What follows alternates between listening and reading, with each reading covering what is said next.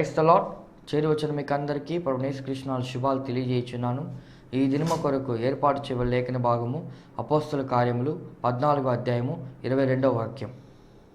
శిష్యుల మనస్సులను దృఢపరిచి విశ్వాసమందు నిలకడగా ఉండవలననియు అనేక శ్రమలు అనుభవించి మనము దేవుని రాజ్యంలో ప్రవేశింపవలననియు వారిని హెచ్చరించిరి.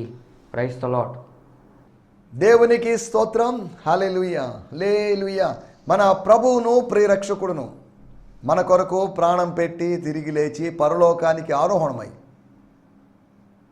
మరలా మన కోసం తాను చెప్పినటువంటి సూచనలన్నీ నెరవేరిన తర్వాత ఒక మర్మాత్మకమైన సమయంలో, ఎవరు ఎరగని సమయంలో దొంగలాగా మన కోసం రాబోతున్నటువంటి మన ప్రభు అయిన యేసుక్రీస్తు దివ్యనామంలో మీ అందరికీ ప్రత్యేకమైన వందనాలు తెలియజేస్తున్నానండి. Good morning, have a nice day. షాలోమ్, మారనాథ, ప్రైజ్ ది లార్డ్, హల్లెలూయా. ఈ దినమంతా మీకు ఆశీర్వాదకరంగా ఉండాలని ఒక దేవుని సేవకునిగా హృదయపూర్వకంగా కాంక్షిస్తున్నాను, ఆశిస్తున్నాను. మీ ప్రార్థనా మనవులు దయచేసి నాకు పంపించండి. నేను ప్రార్థన చేయడానికి సిద్ధంగా ఉన్నాను. నాతో పాటు దేవజనులు, నా జత పని వారంటే దేవజనులు, వీరు మేము ప్రార్థించడానికి మేము సిద్ధంగా ఉన్నాం. We're ready to pray for you. You can send your prayer request at any time. Our 2 WhatsApp numbers are here being displayed here. ఒక జియో నంబర్, ఒక ఐడియా నంబర్, 2 వాట్సాప్ కలిగిన నంబర్లు ఇక్కడ డిస్ప్లే అవుతున్నాయి. 93తో స్టార్ట్ అయ్యేటువంటి నంబర్, అంతేకాకుండా 7036తో స్టార్ట్ అయ్యేటువంటి number. ఈ 2 నంబర్లను మీరు కాంటాక్ట్ చేయాల్సిందిగా కోరుతున్నాం. దేవుని స్తోత్రం. ఇలా కాంటాక్ట్ చేయాలని రూల్ ఏమీ లేదు. కాంటాక్ట్ చేస్తే మంచిది. మీరు ఇంకా ప్రభువులో ఎదగడం ఎంతైనా అవసరం ఉంది. కాలమును బట్టి చూస్తే బోధకులుగా ఉండవలసిన మీరు అని అపోస్తలుడైన పౌలు అంటాడు. హెబ్రీయులకు రాసిన పత్రిక అపోస్తలుడైన పౌలు అన్నాడా? హెబ్రీ పత్రిక పౌలు రాయలేదు కదా అని దయచేసి అటువంటి వేదాంతపరమైన థియోలాజికల్ డిస్కషన్లోకి, ఆర్గ్యుమెంట్స్లోకి వెళ్ళవద్దని మిమ్మల్ని ప్రేమపూర్వకంగా కోరుతున్నాను. 5వ అధ్యాయము 12వ వచనం నేను చదువుతున్నాను. For you should already be professors instructing others by now, but instead you need to be taught from the beginning the basics of God's prophetic oracles. దేవుని యొక్క ప్రవచనాత్మకమైనటువంటి ఈ ఉపదేశాలని, సూక్తులని మీకు వేరొకడు బోధించాల్సిన పరిస్థితి వచ్చిందంటే, అపోస్తలుడైన పౌలు 1 కొరింథీ పత్రిక 3వ అధ్యాయంలో అన్నట్టుగా కాలాన్ని బట్టి చూస్తే, లేకపోతే మీ దగ్గరకు వచ్చినప్పుడు, మీకు రాయాలనుకున్నప్పుడు, మీకు రాయాలని నాకు ప్రేరణ కలిగినప్పుడు చూస్తే మీ పరిస్థితి వేరుగా ఉంది, భిన్నంగా ఉంది. మీరు శిశువుల్లాగా ఉన్నారు. పాలు తాగే స్థాయిలోనే ఉన్నారు. పాలు తాగే స్థాయిలోంచి అన్నం తినే స్థాయిలోకి రాలేదు. అనగా గాస్పల్ స్టేజ్లో నుంచి ఎగ్జార్టేషన్, ఉపదేశపు స్థాయిలోకి మీరు ఎదగలేదు. ఇంకా ఆ స్థాయిలో నుంచి మిస్టరీ స్థాయిలోకి రావాలి, దాంట్లోకి ఇంకా రాలేదు. మీరు బేసిక్లో ఇంకా పాకు పురుగుల్లాగా, క్రీపర్స్ లాగా, చిల్డ్రన్లాగా ఉన్నారు, ఇమ్మెచ్యూర్గా ఉన్నారు. కాబట్టి మీకు మేము ఎలా చెప్పగలం అన్ని విషయాలు? దేవుడు మాకు బయలుపరిచినటువంటి దర్శనాల గురించో, దేవుడు మాకు ఇచ్చిన ప్రత్యక్షత గురించి మేము ఎలా మాట్లాడగలం? మీరు ఇలా ఎదగలేదు కాబట్టి, ఇలా గ్రూపిజంతో ఉన్నారు కాబట్టి, నేను పలాని వ్యక్తి గ్రూపు, పలాని వ్యక్తి యొక్క అభిమానిని, పలాని వ్యక్తి యొక్క ఫ్యాన్ని అని చెప్పుకుంటూ ఉన్నప్పుడు, మీలో మీరే కలహించుకుంటున్నప్పుడు, సంఘములో అనైక్యత కలిగిస్తున్నప్పుడు మీరు శరీరానుసారులే. కాబట్టి శరీరాల అనుసారులైన మీకు అన్నము యొక్క స్థాయి, ఆత్మీయ అన్నపు స్థాయి, ఆత్మీయ మర్మముల మాంసపు స్థాయిలో మీరు ఉండే అవకాశం లేదు. కాబట్టి కాలాన్ని బట్టి చూస్తే మనం ఎక్కడో ఉండాల్సిన వాళ్ళం. ఎవరో ఒక ఆయన మరొక ఆయన గురించి చెప్తున్నాడు, అసలు ఆయన ఇక్కడ ఉండాల్సినోడు కాదండి, ఏ స్థాయిలోకి వెళ్ళాల్సినోడు. కానీ టైం బాగలేకపోవడం ఏంటో మరి అర్థం కావట్లేదు. టైం బాగలేదు లేదా కలిసి రాలేదు అనే మాటలు వాడుతుంటారు. టైం బాగలేదు అనే మాట అంత సరికాదేమో. టైం అప్పుడు బాగలేదు, ఇప్పుడు బాగలేదు. 1వ శతాబ్దం నుంచి అపోస్తలుడైన పౌలు చెప్పాడు, దినములు చెడ్డవి అని చెప్పాడు. కొన్ని దినాలు మంచివి, కొన్ని దినాలు చెడ్డవి అని కాదు, కానీ దినములు టోటల్గా అనగా రోజులు చాలా చెడ్డవి. 1వ శతాబ్దం నుంచి, 1వ శతాబ్దంలోనే చెడ్డవైతే 21వ శతాబ్దంలో మరింత చెడుగా మారాయి అని అర్థం చేసుకోవచ్చు. మనం నోవహు దినముల్లో ఉన్నట్టుగా, లోతు దినముల్లో ఉన్నట్టుగా దినాలున్నాయి. కాబట్టి దినములు చెడ్డవి అని బైబిల్ స్పష్టంగా చెప్తున్నప్పుడు టైం బాగలేదు అని అనే మాట అంత సమంజసం కాదేమో, లేకపోతే అదృష్టం లేదనో, లేకపోతే లక్ బాగలేదనో, దురదృష్టమనో అనుకోవడంలో ఎటువంటి అర్థం లేదు. ఇవన్నీ లౌకికమైనటువంటి మాటలు, శాస్త్రీయమైనటువంటి మాటలు కాదు, వాక్య ఆధారితమైనటువంటి మాటలు కాదు. దేవుని స్తోత్రం. మనం ఆలోచిస్తున్నట్టు మాటలు, దేవుడు మనకు సమయాన్ని ఇచ్చాడు, సమయాన్ని సద్వినియోగం చేసుకోవాలి, ఆత్మీయ జ్ఞానుల్లాగా ప్రవర్తించాలి, ఆత్మీయంగా ఎదగాలి. ఆత్మీయ ఎదుగుదల లేకపోతే, ఎదుగుదల విషయంలో మనము మొరాయించిన స్థితిలో ఉంటే, ముందుకు సాగని స్థితిలో ఉన్నట్లయితే, మన ఆత్మీయ జీవితం ద్వారా ప్రార్థనలు ఉన్నప్పటికీ, వాక్య శ్రవణాలు ఉన్నప్పటికీ, లేకపోతే మీటింగులకు వెళ్ళి హాజరు కావడం ఉన్నప్పటికీ కూడా దానివల్ల పెద్ద ప్రయోజనం లేదనిపిస్తుంది. దేవుని స్తోత్రం. సమయంలో రండి మనం దేవుని వాక్యాన్ని వినబోతున్నాం. నిన్న మనం కొన్ని మాటలు ఆలోచించాం. వ్యక్తిగత పూజ, హీరో వర్షిప్ అనేటువంటి ఈ కల్ట్, డేంజరస్ కల్ట్, ఈ డేంజరస్ కల్ట్ కొంతకాలంగా మన సంఘాల్లోకి పాకింది. మన సంఘాల్లో పాకకూడనటి విషయం, మన సంఘాల్లోకి జొరబడకూడని విషయం ఈ వ్యక్తిగతమైన పూజ. అనగా మనుషులను, సేవకులను దేవుళ్ళుగా భావిస్తున్నటువంటి, దేవతలుగా భావిస్తున్నటువంటి, దైవ సమానులుగా భావిస్తున్నటువంటి ఈ భ్రాంతిలో నుంచి ప్రజలు బయటికి రావాలి. దేవుని స్తోత్రం. ఈ భ్రాంతిలో నుంచి ప్రజలు బయటికి రానంత కాలం అంత అయోమయము, అంత కన్ఫ్యూజన్లోనే ఉంటుంది. ఏ మనిషి దేవ సమానుడు కాదు, దేవదూత కాదు, దేవుడు కాదు. ఎంత చక్కగా ప్రసంగించగలిగినా, ఎంత చక్కగా ప్రవచించగలిగినా, ఎంత చక్కగా ప్రార్థించగలిగినా, అతన్ని మనం ఒక మనిషిగా, దేవుని చేత పంపబడిన ఒక మనిషిగా చూడాలి తప్ప, ఆయన యొక్క వస్త్రధారణను, ఆయన యొక్క భాషను చూసి, ఆయన వాక్చాతుర్యాన్ని చూసి మోసపోవడానికి వీల్లేదు. ఈ రోజుల్లో ప్రజలు అలా మోసపోతున్నారు. 4 ఇంగ్లీష్ పదాలు, గ్రీకు పదాలు, హీబ్రూ పదాలు ఉపయోగించేసరికి అమ్మో అమితమైన జ్ఞానం ఉందని భావించి వాళ్ళు చెప్పేటువంటి దుర్బోధను కూడా సద్బోధగా భావిస్తూ స్వీకరిస్తూ ఉండడం ఈ రోజుల్లో జరుగుతున్న విషయాలు. సరే, దేవుని స్తోత్రం, హల్లెలూయా. కాబట్టి ఈ డేంజరస్ విధానాన్ని, దాగోనులాగా ఉన్నటువంటి ఈ విధానం, పడిపోవాల్సినటువంటి విధానం, నిలబడాల్సిన విధానం కాదు ఇది. దైవ సాన్నిధ్యంలో దేవుని నామాన్ని మహిమపరిచే విధానము ప్రబలమైనప్పుడు మనుషులను మనం పొగుడుకొని లేకపోతే ముఖస్థుతి చేసేటువంటి విధానాలు మాయమైపోతాయి, ముక్కలైపోతాయి. కాబట్టి టీవీ ప్రసంగికులకు మహిమ రాకూడదు, పెద్ద పెద్ద సంఘ కాపరులకు మహిమ రాకూడదు, డబ్బు ఇచ్చే పరిచయను ప్రోత్సహించే వాళ్ళకి మహిమ రాకూడదు. మహిమ ప్రభువుకు మాత్రమే రావాలి. All glory should belongs to the lord. We should ascribe glory to the Lord. Who are we to receive the glory of God?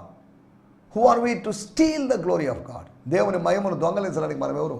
ఆ దొంగలించడం అలా పాపం. ఆ పాపము చేసి ఉన్న పాపాలకు తోడు పాపాల రాశిగా మనం పేర్చుకుంటూ పోవడం వల్ల మనకు ప్రయోజనం ఏంటి? ఈ ఉదయకాలం దేవుని మాటలు వింటున్న దేవుని బిడ్డలారా,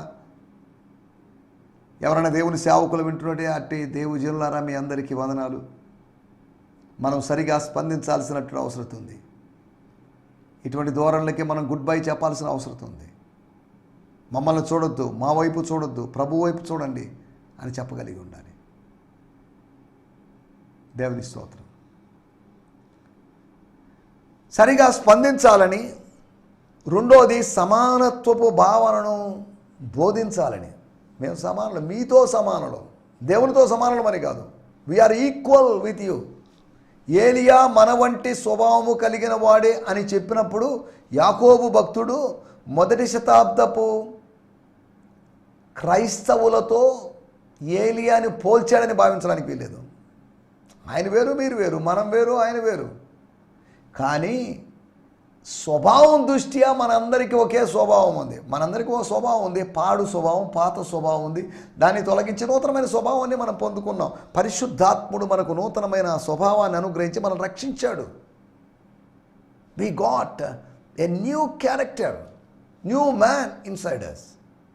ఓల్డ్ మ్యాన్ని చంపేసి, ఓల్డ్ మ్యాన్ని క్రూసిఫై చేసి, ఓల్డ్ మ్యాన్ని సిలువ వేసి మనలో ఉన్నటువంటి నూతన పురుషుణ్ణి, నూతన ఆత్మీయ పురుషుణ్ణి ప్రభు కృపను బట్టి మనం బతికించుకుంటున్నాం. దేవుని స్తోత్రం. రెండవది మనం ఆలోచించిన విషయము సమానత్వం. We're all equal. ఏదో నాకు ఇన్ని ప్రత్యక్షతలు ఉన్నాయి కాబట్టి నేను గొప్పవాడిని, నేను టీవీలో వాక్యం చెప్తున్నాను కాబట్టి నేను గొప్పవాడిని, నేను బాగా పాడుతున్నాను కాబట్టి నేను గొప్పవాడిని, లేకపోతే దేవుడు నాకేదో పారవశ్యపు అనుభవం ఇచ్చాడు కాబట్టి నేను గొప్పవాడిని. నో, అసలు ఈ గొప్ప అనేటువంటి ఆలోచన అనేది చాలా నీచమైంది. మనలో ఎవరు గొప్ప, పాస్టర్లో ఎవరు గొప్ప, టీవీ కార్యక్రమాల్లో ఏది గొప్ప, దేని గొప్పతనం దానికి ఉంది, ఏది గొప్ప అని ఆలోచించే ఆ ప్రశ్న పిచ్చి ప్రశ్న. ఎవరు గొప్ప చెప్పనా అని ప్రభు అన్నాడు. ఎవరైతే దాసుడుగా మారుతాడో, ఎవరైతే దీనుడిగా మారుతాడో, ఎవరైతే పరిచర్య చేయడానికి సిద్ధంగా ఉంటారో వాళ్ళు గొప్ప. ఎవరైతే నడుముకు తువ్వాల కట్టుకుంటారో, పాత్రలో నీళ్లు తీసుకుంటారో, ఇక సర్వీస్ చేయడానికి వాళ్ళు బాన్ రెడీ అన్నట్టుగా ఉంటారో వాళ్ళు గొప్ప. దేవుని స్తోత్రం. తాము దేవుని చేత ఆశీర్వదించబడి ఏదో ఒక స్థాయిలో ఏదో సంథింగ్ అన్నప్పటికీ కూడా నథింగ్ అన్నట్టు వ్యవహరిస్తే వాళ్ళు గొప్ప. యజమానుడిగా ప్రవర్తించాలనుకున్నాడు గొప్ప కాదు, దాసుడుగా ప్రవర్తించేవాడు గొప్ప. అనిపించుకోవడానికి దాసుడులాగా ప్రవర్తించి పబ్లిసిటీ ఇచ్చుకునే విధానం కాదు. రాజకీయ నాయకులు ఏదో తగ్గింపునో దీనత్వాన్ని ప్రదర్శించడానికి కొంతమంది ఎలక్షన్ టైంలో దోశలు వేసేటువంటి చిన్న రోడ్ సైడ్ ఉన్నటువంటి బడ్డీ కొట్ల దగ్గరికి వెళ్ళి దోశలు వేయడాలు, ఇస్త్రీ బండి దగ్గరికి వెళ్ళి ఒక పొలిటికల్ లీడర్ ఇస్త్రీ చేయడం, ప్రజలకు సులభంగా తెలుసు ఇవన్నీ పొలిటికల్ స్టంట్స్ అని. ఇవన్నీ రాజకీయ సంబంధమైన గిమ్మిక్కులు అనేది వాళ్ళకి తెలుసు. కానీ వాళ్ళ పబ్లిసిటీలో ఏదో ఇలా చేశాడు ఎంత తగ్గింపండి కానే కాదు. మనం తగ్గించుకోవాలి, తగ్గించుకుంటూ ప్రభువుని హెచ్చించాలి. సమానత్వపు భావన లేదండి, దేవుడు నన్ను నాకు వరాలు ఇచ్చుంటే ఇచ్చుండొచ్చు, కానీ నేను మీతో సమానం. I'm nothing greater than you. మేము మీలాంటి వాళ్ళమే. వాక్యము బోధిస్తే మాత్రం గొప్పేం కాదు అన్నట్టుగా వాళ్ళు మాట్లాడారు. అటువంటి సమానత్వ భావన మన సంఘాల్లో తీసుకొని రావాలి, స్వాగతించాలి. Come on, welcome to God, welcome to into the heart of God, into the family of God, into the kingdom of God అనేటువంటి ఆహ్వానం. నాలుగోది సత్యాన్ని తెలపడం. Intimating or informing the truth or relating the truth. సత్యాన్ని బోధించడం. సత్యాన్ని బోధించడం వలన ఇటువంటి సాంప్రదాయాలు, ఇటువంటి దుర్బీజాలు, ఇటువంటి మొలకెత్తినటువంటి కలుపు మొక్కల్ని మనం పెరికివేసుకోవాలి, గురువుల్ని మనం పెరికివేసుకోవాలి. మొదటి శతాబ్దంలో దేవుని బిడ్డల మధ్య లేనటువంటి ఈ స్వభావాల్ని, కలుపు మొక్కలను పెరికివేస్తే తప్ప గోధుమ మొక్కల్ని మనం కాపాడుకోలేము. మన గోధుమ మొక్కల యొక్క సారాన్ని పీల్చుకొని వాటిని బలహీనపరుస్తున్నట్టు కలుపు మొక్కల్ని గుర్తించి పెరికివేయాల్సిన అవసరం ఉంది. వాటిని గుర్తించాం, పెరికేస్తాం. ఒకరోజు పెరికేసే రోజు ఒకటి రాబోతుంది. తండ్రి తాను నాటని ప్రతి మొక్కను పెళ్ళగించేటువంటి, పెరికి వేసేటువంటి రోజు ఒకటి ఉంది. ఇప్పుడు నాటకాలు ఆడొచ్చు, గురువు కూడా గోధుమ గింజలాగా ప్రవర్తించవచ్చు. గోధుమ గింజ వేషం వేసుకొని గురుగులు అనబడినటువంటి దుర్బోధకులు, గురుగులు అనబడినటువంటి తోడేళ్ళు గొర్రెల వేషాలతో రావచ్చు. కానీ ఒకరోజు ఈ వేషధారణ బయటపడుతుంది, ప్రభు బయలుపరుస్తాడు. వాళ్ళ ముసుగులు తొలగించి వాళ్ళ అసలు స్వరూపాలను చూపిస్తాడు. ఈ రోజుల్లో పరిచర్యలో ఉండి డబ్బు సంపాదించుకొని, పేరు సంపాదించుకొని, డబ్బు సంపాదించుకోవడం పాపమే, పేరు సంపాదించుకోవడం పాపమే. అదేంటంటే డబ్బు కష్టపడితే వచ్చేది కదా, డబ్బు కదా, డబ్బు సంపాదించుకోవడం పాపం ఎలా అవుతుంది? నీకోసం నువ్వు ధనం సమకూర్చుకునవద్దు. అవసరాలు తీరుతున్నాయి చాలు, తెరచబడుతున్నాయి చాలు. కాగా అన్న వస్త్రములు కలిగిన వారమై తృప్తి కలిగి ఉన్నాం. సేవలోకి వచ్చి డబ్బు సంపాదించుకున్న వాళ్ళు ఉన్నారండి. అపోస్తలుడైన పౌలు సేవలోకి వచ్చి సమస్తమును పోగొట్టుకున్నాడు. సమస్తమును పెంటతో సమానముగా భావించాడు. తన రక్షణకు ముందు తన గత జీవితంలో తనకు కలిగినవన్నీ, తనకి ఏది మంచిగా అనిపించాయో, ఏవి వాల్యుబుల్గా అనిపించాయో అన్నీ పెంటతో సమానంగా భావించాలి. కాబట్టి ఆ పెంటతో సమానంగా భావించలేదు అంటే పైసలతో సమానంగా, లేకపోతే పవిత్రమైన, లేకపోతే ప్రత్యేకమైన దాంతో సమానంగా భావించడం పాపం. సరే రండి, మన సమయం కొద్దిగా ఉంది కనుక మన దేవుని వాక్యాన్ని ధ్యానించుకోబోతున్నాం. అపోస్తుల కార్యములు 14వ అధ్యాయము 22వ వచనం. For our morning meditation for the sermon of episode 1422, 1422వ సందేశం కొరకైనటువంటి మూల వాక్యం. The key verse for today is from book of Acts 14th chapter verse 22. అపోస్తుల కార్యములు 14:22. శిష్యుల మనస్సులను దృఢపరిచి విశ్వాసమందు నిలకడగా ఉండవలననియు అనేక శ్రమలు అనుభవించి మనము దేవుని రాజ్యంలో ప్రవేశింపవలననియు వారిని హెచ్చరించిరి. దేవుని స్తోత్రం. శిష్యుల మనస్సులను దృఢపరిచే అవకాశం ఉంది. బలహీనంగా ఉన్నవాడు దృఢపరచలేడు, దృఢపరచబడిన వాడు దృఢపరచగలడు. 14వ అధ్యాయము 22వ వచనం. At each place they vent. ఎక్కడికి వెళ్ళినా, లుస్త్రాలోను, లేకపోతే దెర్బేలోను, యాంటియోకియాలోను, ఈకోనియలోను, అత్తాలియలోను, లేకపోతే పెర్గాలోను, ఎక్కడికి వెళ్ళినా కానీ వాళ్ళు దేవుని నామాన్ని మహిమపరుస్తున్నారు. వాళ్ళు బిలీవర్స్ని, విశ్వాసుల్ని, పరిశుద్ధుల్ని బలపరుస్తున్నారు. At each place they went they strengthen the lives of the believers. విశ్వాసులకు ఒక జీవితం ఉంది, వ్యక్తిగతమైన జీవితం ఉంది, ఆత్మీయమైన జీవితం ఉంది. ఆ జీవితం బలపరచబడాలి. వేల మంది యొక్క, లక్షల మంది యొక్క, లేకపోతే ఎంతమంది అయినప్పటికీ వాళ్ళ జీవితాలు బలపరచబడాల్సి. And encourage them to go deeper in their faith, to go deeper in their faith. షాలోగా ఉండదు, not to go shallow in their faith, deeper, deeper, not feet deep, not ankle deep, లేకపోతే not knee deep, not waist deep, the deep that we could swim. They taught them it is necessary for us to enter into the realm of God's kingdom because that's the only way we will endure our many trials and persecutions. వాడుక భాషలో కూడా మనం చదువుకుందాం. 14వ అధ్యాయం 22వ వచనం. స్తోత్రం, స్తోత్రం. శిష్యులను ఆత్మీయంగా బలపరుస్తూ భక్తి వదలకుండా ఉండమని ఉత్సాహం కలిగే మాటలు చెప్పారు. దేవుని రాజ్యంలోకి ప్రవేశించడానికి, దేవుని రాజ్యములోకి ప్రవేశించడానికి మనం ఎన్నో కష్టాలు అనుభవించాలి అని వాళ్ళు అన్నారు. ఎస్, మనం ఎన్నో కష్టాలు అనుభవించాలి, ఎన్నో శ్రమలు అనుభవించాలి, హింసల గుండా, పీడనల గుండా, ఎన్నో అవమానాల గుండా, ఎన్నో నిందల గుండా, ఎన్నో అనర్థాల గుండా వెళ్ళాలి. మన టైటిల్ చూడండి, ప్రత్యేకంగా ఉంది. ఎప్పుడు ఇటువంటి టైటిల్ లేదేమో అని అనుకున్నారు ఇప్పటి వరకు. మనస్సులకి ఏమవుతుంది? What happen to our inner beings? మనసుకి ఏమైంది అనేటువంటి ఒక రొమాంటిక్ టైటిల్ కాదు. మన మనస్సులకు ఏమవుతుంది, మన ఇన్నర్ బీయింగ్స్, మన ఆంతర్య పురుషులకు ఏమవుతుంది? వాక్యంలోంచి 4 విషయాలు నేను మీకు జ్ఞాపకం చేయబోతున్నా. మనస్సు అంటున్నప్పుడు అది ఆలోచన, ఇంటెలెక్ట్, విల్.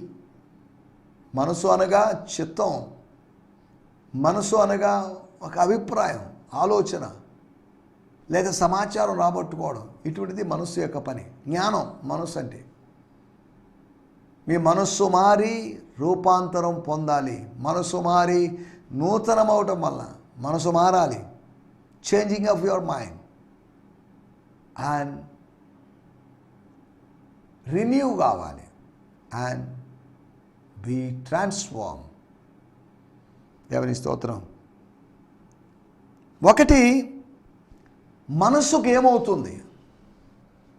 ఒక స్త్రీ యొక్క మనసు, పురుషుని యొక్క మనసు అని కాదు, శిష్యుని యొక్క మనస్సు, దేవుని బిడ్డ యొక్క, పరిశుద్ధుని యొక్క, విశ్వాసి యొక్క మనస్సుకు ఏమవుతుంది? ఏమయ్యే అవకాశం ఉంది? What would happen to the mind or the inner person of a man?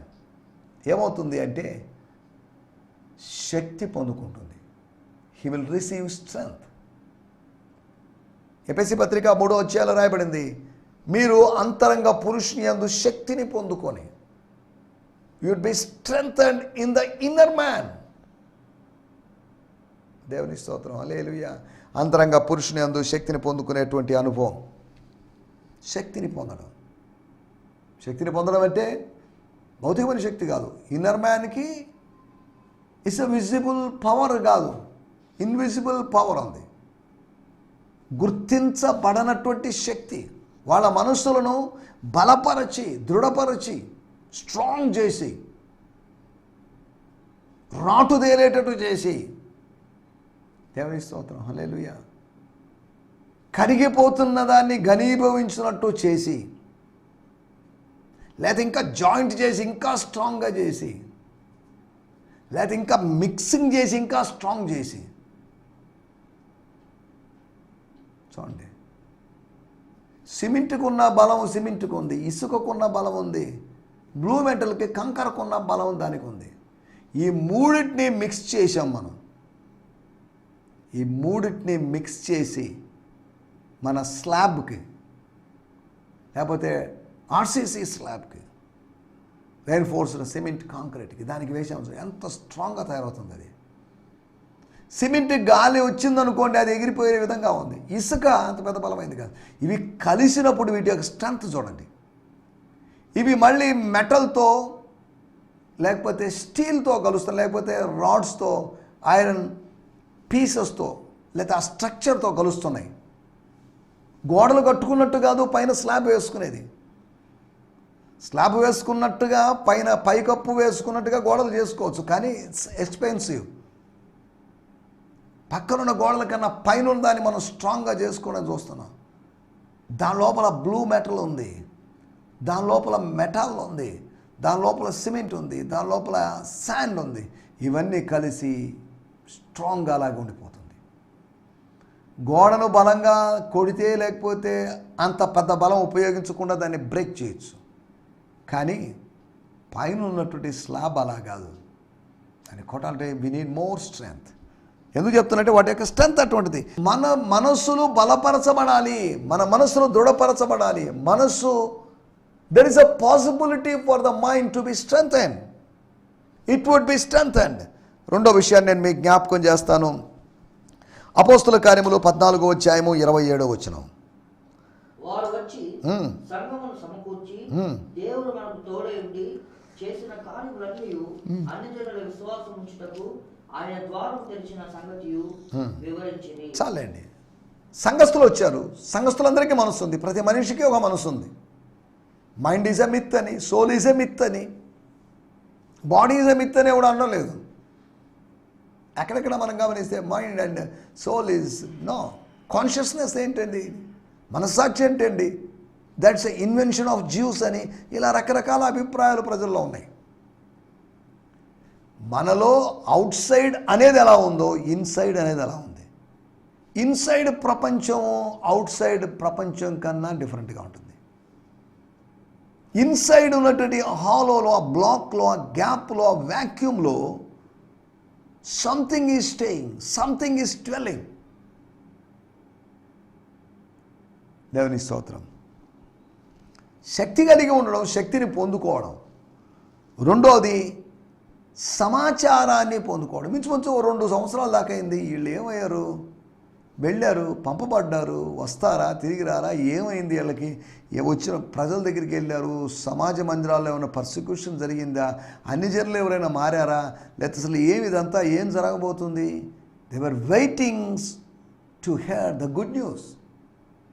అనేక దినాల తర్వాత ఒక మంచి సమాచారం కోసం వాళ్ళు ఎదురు చూస్తున్నారు. They are waiting for the good news. ఏంటి ఆ గుడ్ న్యూస్ అని ఆలోచిస్తే ఇదే గుడ్ న్యూస్. దేవుడు డోర్స్ ఓపెన్ చేశాడు. మేము వెళ్ళేంత వరకు మూయబడిన ద్వారాలు, మేము వెళ్ళడంతో దేవుడు ద్వారాలు తెరిచాడు. రెండోది, వాళ్ళు they got all information, they got the report. మైండ్కి ఎప్పుడు ఇన్ఫర్మేషన్ గ్యాదర్ చేసుకుంటుంది. ఏమైంది, తర్వాత ఏమైంది, ఆమె ఏమనింది, అతడేమన్నాడు అని క్యూరియాసిటీ ప్రజల్లో ఉంటుంది. ఇద్దరు వ్యక్తులు కలుసుకున్నప్పుడు మూడో వ్యక్తిని గురించి మాట్లాడు, క్యూరియాసిటీ. కాబట్టి గమనించండి, రెండో విషయము సమాచారాన్ని పొందుకోవడం. మూడో విషయాన్ని నేను మీకు జ్ఞాపకం చేస్తాను.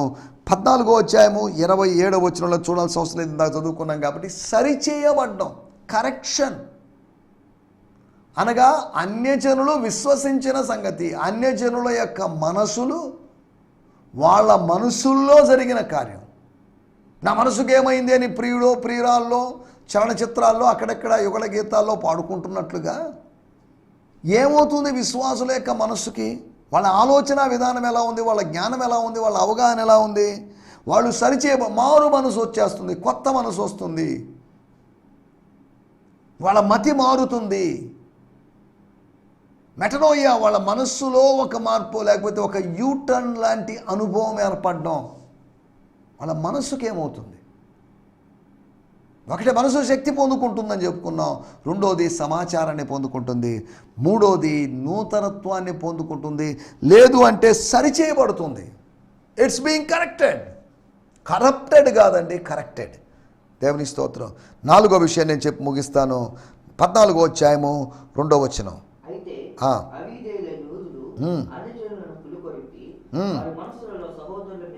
వారి మనస్సులలో, స్తోత్రం, కొంతమంది మనస్సులలో ఏం జరిగింది? సహోదరుల మీద, బ్రదర్స్ మీద, అపోస్తుల మీద, సువార్థికుల మీద పగను పుట్టించిరి. నెగిటివ్ విషయాలు చెప్పారు. వాడు మంచోడు కాదండి, అతను మంచోడు కాదండి, అతను అనుకున్నంత మంచోడు కాదు, అతని మాటలు బాగుంటాయి, లేకపోతే అతని విధానాలు మీకు పర్సనల్గా మీకు తెలియదు, మాకు తెలుసండి అని రకరకాలుగా చెడు సమాచారం అంతా ఇచ్చారు.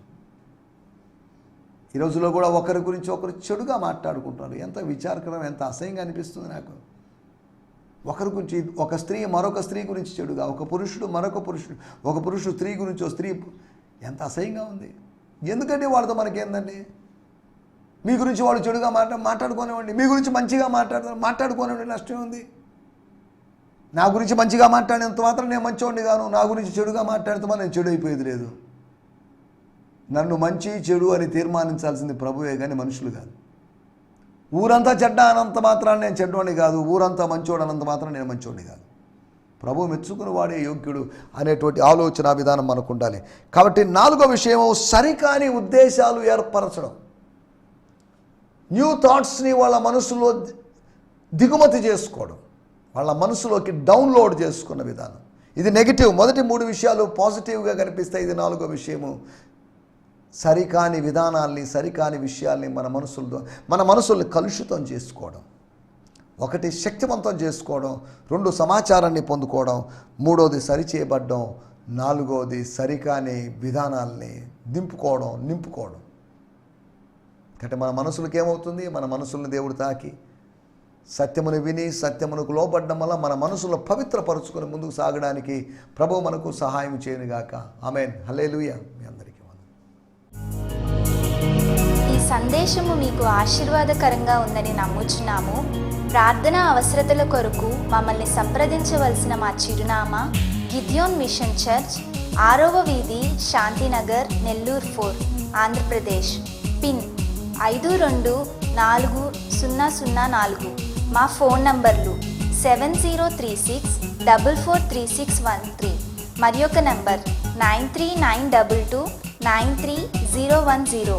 మా ఈమెయిల్ ఐడి gfihmi2015@gmail.com. దేవుడు మిమ్మును ఆశీర్వదించునుగాక. ఆమేన్.